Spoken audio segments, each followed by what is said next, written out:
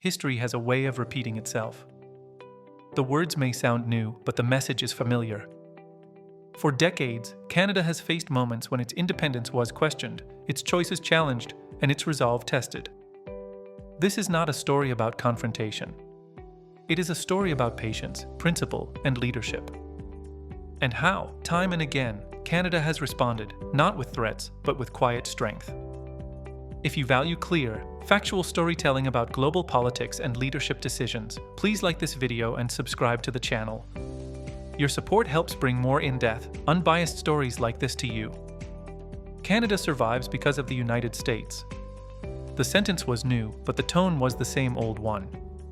The same tone Canada first heard in the 1960s. At that time, the United States was deeply entangled in the Vietnam War. U.S. President Lyndon B. Johnson wanted unconditional support from his allies, troops, weapons, voices, everything. Canada's Prime Minister then was Lester B. Pearson.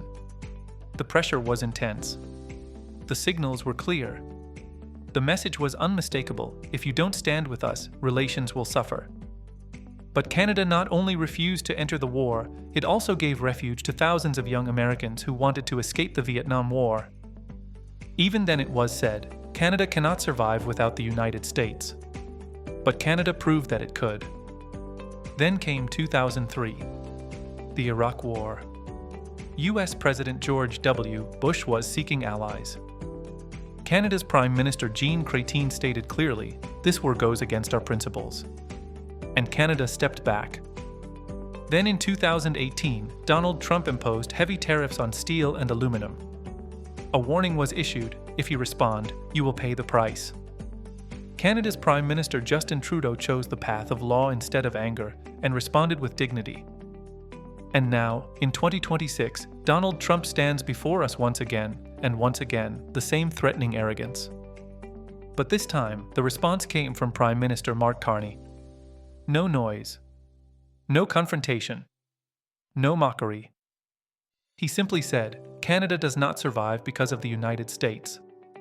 We survive because of ourselves. Because of the hard work of our people, because of our values, and because of our sovereignty. In anger, Trump withdrew the invitation to join the Board of Peace. But Canada, as always, chose the same path that defines its identity.